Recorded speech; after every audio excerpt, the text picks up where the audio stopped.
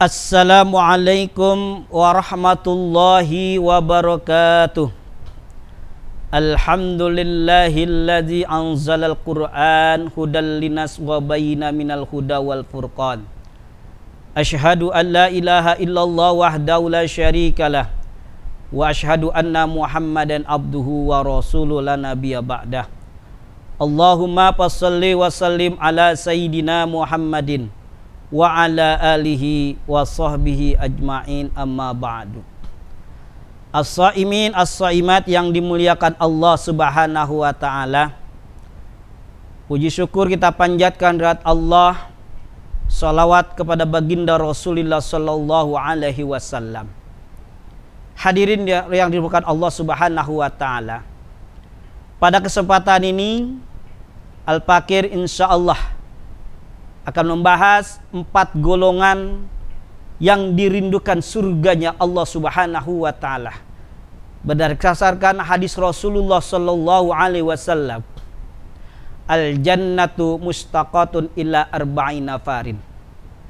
Talil Qur'an wa hafizil lisan wal mut'imil ji'an was sha'imina fi syahri Ramadan. Ada 4 golongan yang akan dirindukan surganya Allah Subhanahu wa taala, luar biasa. Biasanya kita yang merindukan surga, kita yang mencari surga, tetapi ini surga yang merindukan diri kita.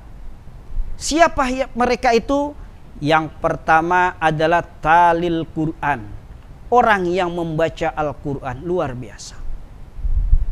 Ramadan disebut juga syahrul Quran.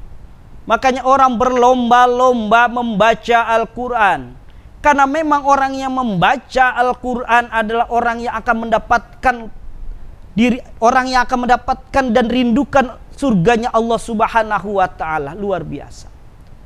Al-Quran yang merupakan pedoman hidup kita, yang biasa kita baca setiap hari, bahkan kita mampu mengkajinya, tetapi ketika datang Ramadan kita tingkatkan kembali. Terlebih bukan hanya sekedar kita membaca, membacanya luar biasa mendapatkan pahala dari Allah, tetapi mengkaji bahkan mengamalkan Al-Quran itu jauh lebih penting. Kenapa? Karena Al-Quran merupakan pedoman hidup kita. Maka orang yang senantiasa membaca Al-Quran, insya Allah orang tersebut akan dirindukan surganya Allah Subhanahu wa taala. Yang kedua, orang yang akan dirindukan surga yaitu wahafizil lisan, orang yang menjaga lisannya. Masya Allah, ini lidah kita, lisan kita punya lidah tak bertulang, tetapi kadang-kadang lebih tajam daripada pedang. Andaikan pedang melukai tubuh, insya Allah masih ada harapan sembuh. Tetapi ketika lidah melukai hati, Masya Allah, hendak kemana obat akan dicari. Di bulan Sya'ban kemarin, Masya Allah, kita berlomba-lomba mencari, meminta maaf kepada saudara-saudara kita yang mungkin keterpeleset lisan kita ketika kita berbicara, bergaul dan lain sebagainya, sehingga bulan suci Ramadan kita benar-benar mendapatkan kesucian dari Allah Subhanahu wa taala. Maka lisan, orang yang mampu menjaga lisannya dari perbuatan-perbuatan yang tidak bermanfaat, dari perbuatan ghibah, hasud, iri, dengki dan lain sebagainya, tetapi kita mampu menjaga lisan kita dengan kita menggunakan lisan kita ini. Yang pertama tadi itu di awal kita membaca Al-Quran. Yang kedua, kita berzikir kepada Allah Subhanahu wa taala. Zikir bukan hanya sekedar membaca Al-Quran. Kita tasbih subhanallah walhamdulillah wala ilaha illallah wallahu akbar dan lain sebagainya. Bahkan kalau seorang guru mengajarkan murid-muridnya, karena mengajarkan kebaikan, insya Allah berarti digunakan lisannya untuk berzikir kepada Allah Subhanahu wa taala.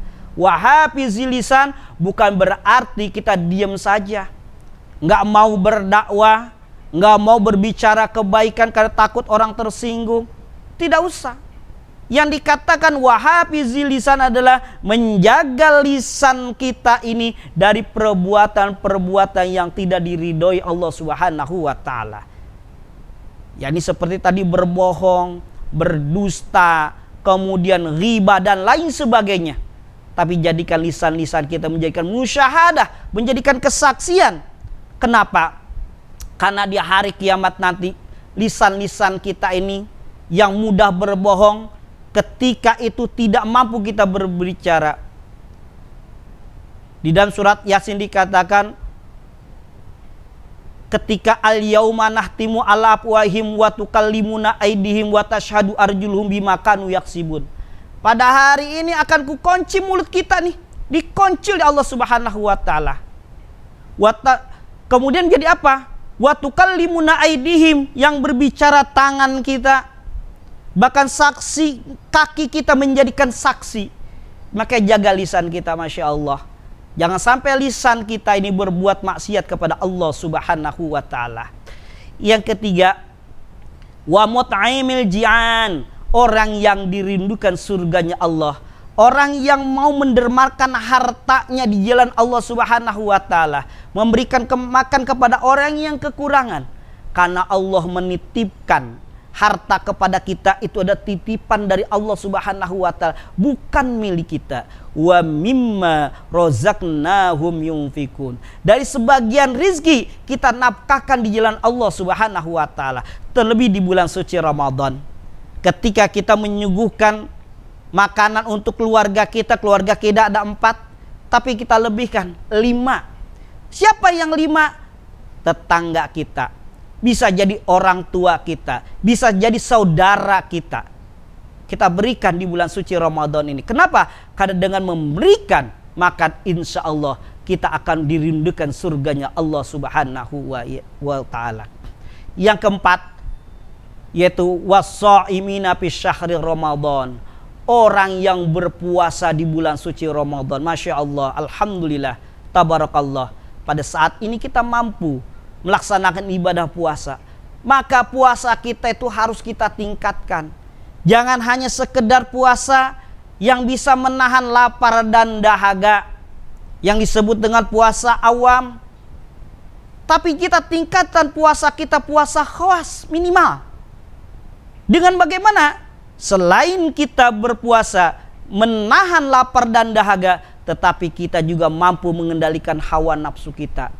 Dari hubud dunia kita, dari kecintaan kita terhadap dunia, jadikan puasa adalah sebagai benteng untuk menjaga daripada nafsu kita agar tidak mampu kita kendalikan hawa nafsu kita.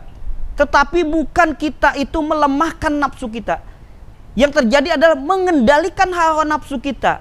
Karena hawa nafsu itu ada datangnya dari amartus syaitan, dari perbuatan-perbuatan syaitan.